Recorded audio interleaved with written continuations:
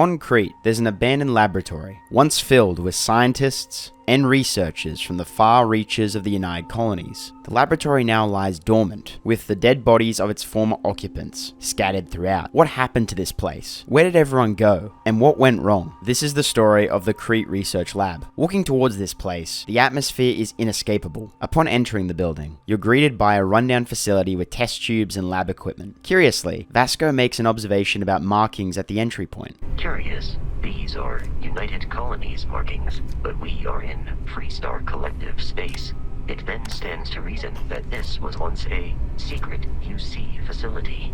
A secret laboratory hidden inside Freestar Collective territory? Was it perhaps an attack from them that led to this lab's destruction? Walking further forward, I was startled by the appearance of an alien, a Heatleech, slithering along the floor. In the next room, a dead scientist lays still on the ground. Walking through this door, we find some Crimson Fleet pirates, no doubt canvassing the place for hidden valuables. The cafeteria is in tatters, and has clearly been abandoned for some time now. Luckily, the vending machine still works. Walking into the next room, we find a computer terminal on the desk. The 7 files on it belong to a scientist named Hayden Wynn. They're labeled as being his personal journal. Starting with New Beginnings, it was written on the 13th of January 2306, and is the first insight we get into this man's life, as well as explaining the mystery of the lab's fate. The fact that Hayden is writing from the year 2306 is rather perplexing. Starfield is based in the year 2330. Evidently, it's been decades since the facility was last in operation. The entry reads, "I can't believe it. I got the posting. The United Colonies Xeno Warfare Division is now official. I can't even imagine the amount of red tape they had to cut through at Mast. But it's long overdue, and I get to be a part of it from the ground up. My official title will be Associate Xenobiology Technician, and I ship out in 3 days. Amanda is upset, but I assured her I'll have plenty of leave, and will be back in New Atlantis all the time. I'm not sure where I'm going, definitely somewhere in United Colonies space. Guess I'll find out when I get there." I want to point out that Hayden says that the facility is definitely somewhere in United Colonies space. If you remember what Vasco said when we entered the building, Curious.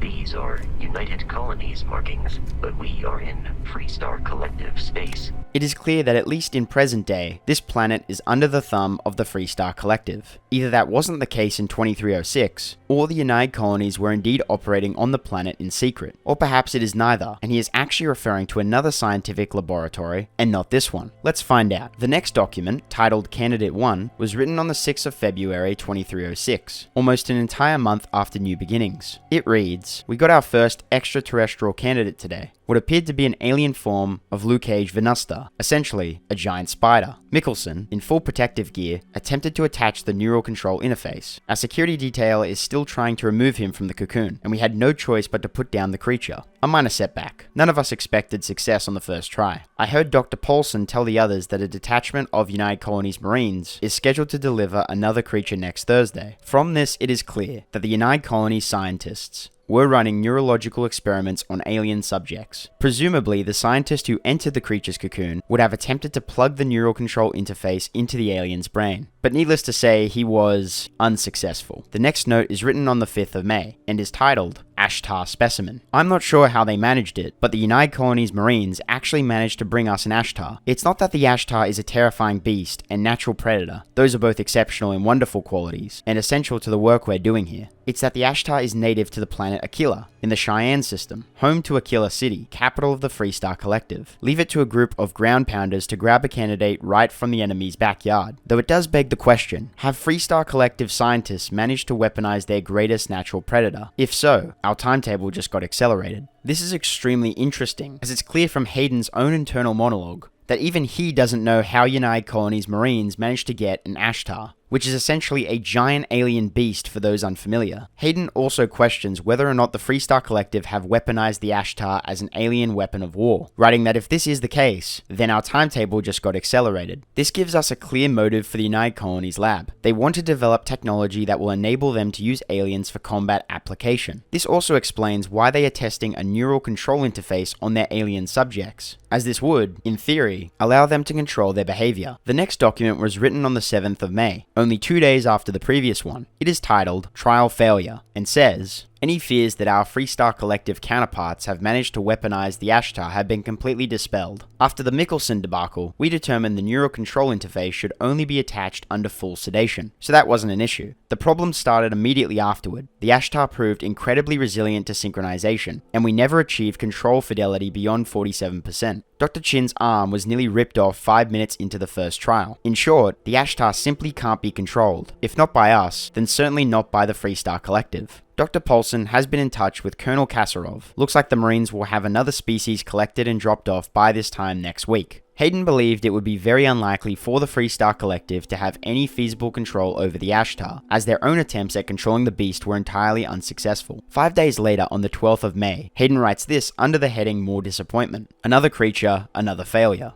No fault of the United Colonies ground pounders. We wanted a predator, and they delivered. These things were so alien. Paulson had a difficult time deciding on a designation. Opted for Reptan's Venom. Shame we couldn't properly sync the neural control interface. These things would have been spectacular, especially the poison. Another test subject and seemingly another failure for the lab scientists. The next document, titled New Specimens, jumps forward a couple of months, to the 6th of July. Marines dropped another few specimens off this morning, totally unscheduled. Best way to describe them? They're arthropods, the alien equivalent of Homerus gammarus. Basically, very promising giant space lobsters. I'm not entirely sure where the United Colonies grunts found these particular test subjects. Some godforsaken backwater rock, I imagine. After the 3rd or 4th unsuccessful trial, I stopped asking. None of those earlier species could be controlled with any reliability. As noted in my earlier logs, their natural aggressiveness made them effective weapons, but a bullet is less than useless if the gun keeps turning itself on the shooter. But these new creatures possess a perfect natural disposition, non-aggressive, even docile, yet capable of defending themselves with deadly efficiency when threatened. And when they do go on the attack, they're terrifying, so we'll see. This fresh batch of lobster-like creatures seem to have proven more successful in the scientists' early testing. Hayden's final note on this computer was dated as the 1st of August and headed Relocation. We're moving, packing up shop and transitioning the entire operation. It's happened so fast. My head is spinning. The work on the arthropods has been so successful. We're actually relocating to their home world. We'll have an unlimited supply of creatures for the Xenowarfare division. I've been named Senior Xenobiologist. That means I'll be running the entire facility. My first instinct was to tell Amanda. I'm still not used to her not being there. I'll give Mikkelsen credit. The guy really went to bat for me. He let the masked brass know that it was my work tuning the neural control interface that was instrumental in controlling the arthropod. I guess Paulson is being forced to retire. Good riddance. So it does seem that the Kreet facility wasn't where the scientists were originally operating out of when Hayden wrote his original journal entries. They packed up and moved from another location to this one. Their experiments must have been more successful on the new breed of specimens. However, the question still remains whether the planet was under the banner of the Freestar Collective at the time in question. Hopefully we'll find out later on. The eerie placement of this poster in the room's living quarters for a movie titled The Silence of Sand really builds on the ambience of this now dead laboratory. Apart from the Crimson pirates that lurk around, this facility is of course completely silent.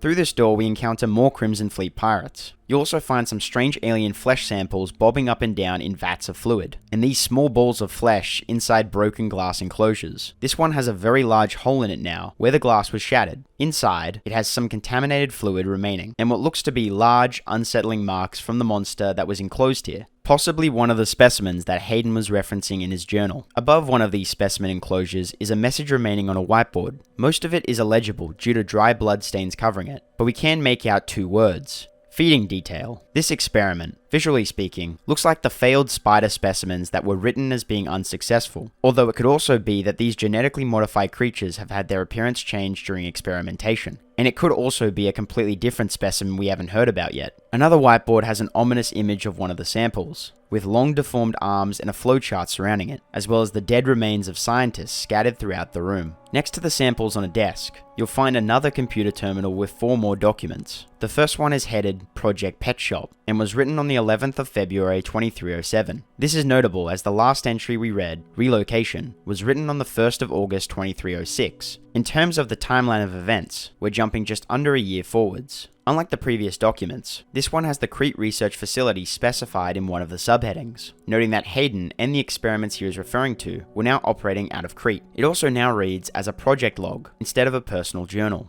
This tells us that Hayden is now writing with the expectation that what he writes will be seen, presumably from his higher-ups at the United Colonies. The document says, "My staff and I just arrived this morning, and I'm not surprised to find the facility completely operational. As usual, the United Colonies spared no expense. It's all very exciting. Inspirational, really, knowing you have the full support of the decision makers. I have to admit, I was surprised to learn that the lab is a closely guarded secret, located in Freestar Collective space, no less. But we go where the work takes us. Xeno-warfare is the evolution of armed ground conflict. We know it, and the Freestar Collective surely knows it as well. Forget what the calendar says. This is 1942 all over again. We may as well be the Manhattan Project, racing to create the game changer before the other side. So, to that effect, I am overjoyed to officially announce Project Petshop, Phase 1 is a go. So they were operating in secret under the very nose of their enemy, the Freestar Collective. We skip forward a month, to the 3rd of March under a new entry titled Arthropods. The Arthropods are, in a word, incredible, calm, easy to work with, and they even allow themselves to be fitted with the neural control interfaces without much trouble. Synchronization has, thus far, been nearly instantaneous, and their control fidelity has remained in the 95 to 97% range. They've passed all environmental survivability tests as well. Hot, cold, low or no oxygen.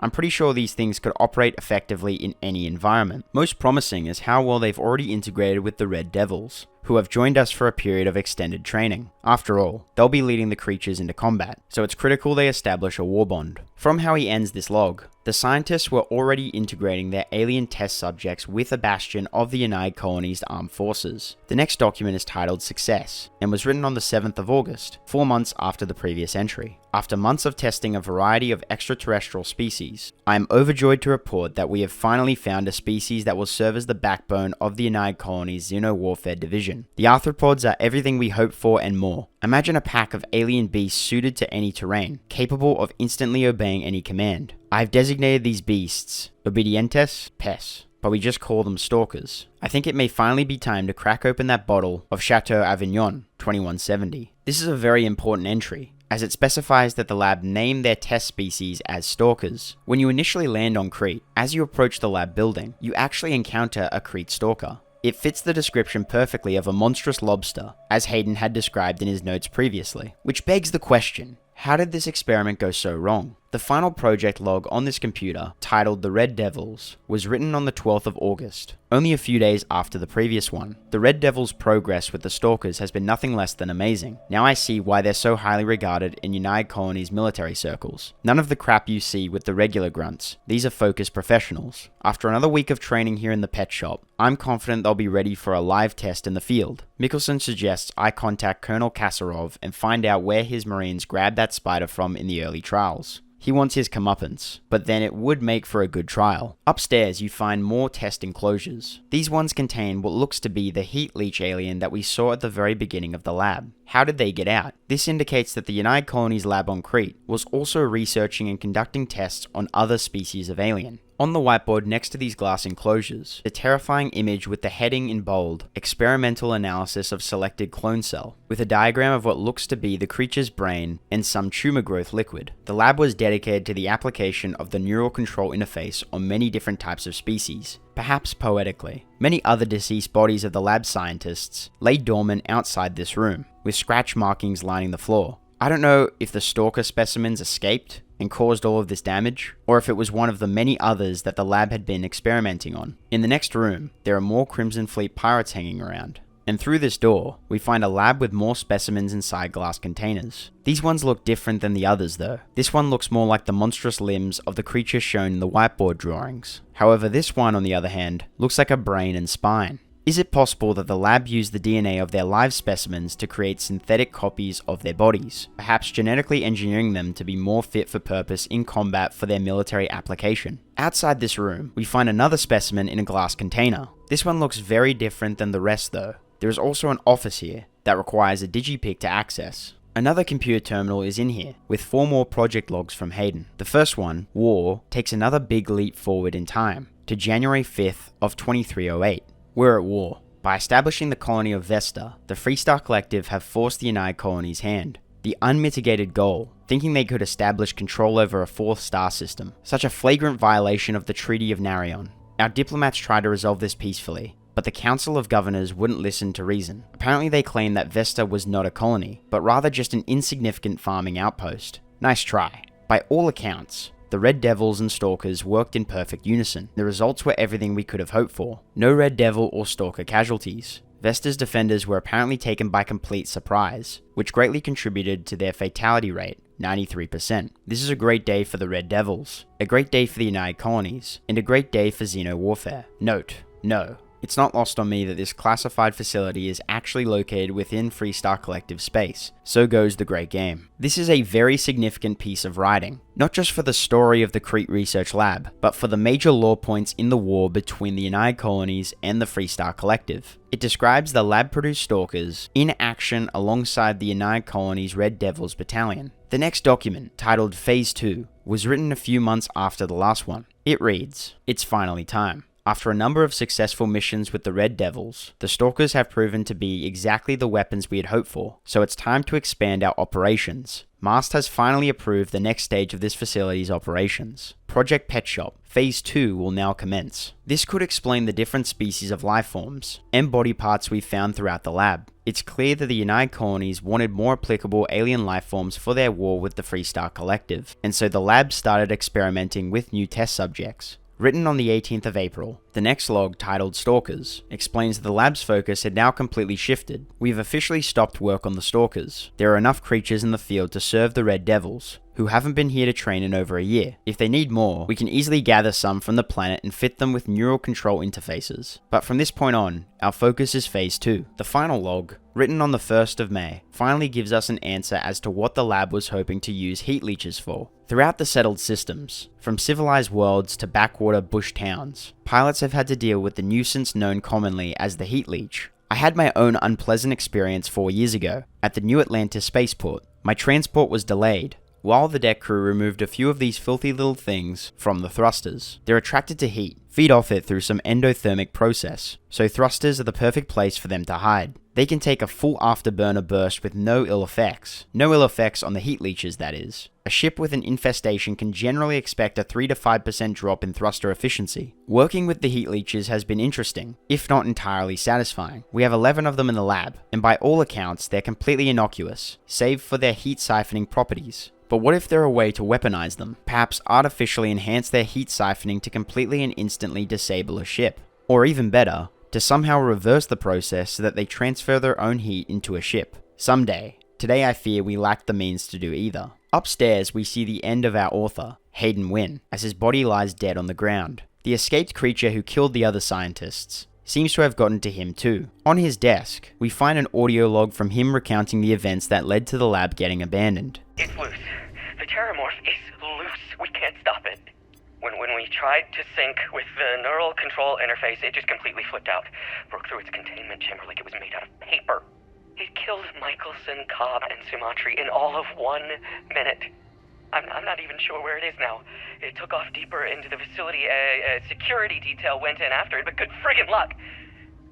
When I know it's safe, I'm going to make a run for the comm relay. Try to call in the cavalry. This is Hayden Wynn, lead xenobiologist. Wishing he had gone to dentist school like his parents wanted. We also find more project logs on Hayden's computer. The first document, Terrormorph Specimen, is dated August 15th, 2310, 2 years after the previous logs. It reads, "Thanks to United Colonies Marines, we now have the second piece of the puzzle, a fully grown alpha predator. According to my research, a group of astrogeologists made first contact nearly 100 years ago on some remote moon. The creature didn't appear to be indigenous and was alone. There's currently no record of how it got there, so it was sheer cosmic chance that the astrogeologists found it, or rather, it found them. Scientists were quick to categorize it Ocisio Machina, roughly, killing machine. The United Colonies Marines tasked with taking it down chose a simpler name, Terrormorph. I read the official record once. Of the 8-person squad, only 2 of the grunts survived, and one of those 2 lost a leg. Such an exciting time to be in xeno-warfare. This highlights that the lab's focus was now to implant a neural control device on a much more dominant and threatening alien species. As we read earlier, the lab had originally tried to use the giant Ashta creatures. However, this failed due to the alien being far too hostile and aggressive. Perhaps the lab scientists should have heeded that as a warning for future specimens. The next document is titled, Neural Control Interface Fitting Today, and it was written on the 20th of August, 5 days after the previous document. Today we fit the Terrormorph with the neural control interface. If our experience when the grunts first dropped off the creature is any indication, our sedation window will be around 15 minutes. We'd better make them count. And there we have it, the exact moment in which this lab was destroyed. They only had 15 minutes to work with, to fit the neural control interface, and evidently, they failed. And the Terrormorph escaped, killing the lab scientists in the process. In the next room, we find another deceased scientist, and as we approach, an escaped Heatleech jumps out. This actually spooked me when playing. Next to the scientist's body, we find Hayden Wynn's second audio slate, his final words. We're dead. We're all dead. The comms relay has been trashed. The whole room is trashed. We can't call for help. I can hear the Terrormorph roaring somewhere. And more people screaming. The only remaining question I now have is why the United Colonies didn't salvage the situation. The scientists weren't able to call for help, but surely after some time an emergency rescue procedure would be warranted, given the lack of communication. And I think I have a theory for why this was the case. As we now understand, this laboratory was operating in secret within the Freestar Collective's territory, which would mean that the United Colonies couldn't effectively launch a rescue mission, as it would draw unwanted attention onto their little secret, subsequently angering the Freestar Collective. And if you want to see some of the secrets hidden at the start of Starfield, then click the video on screen now.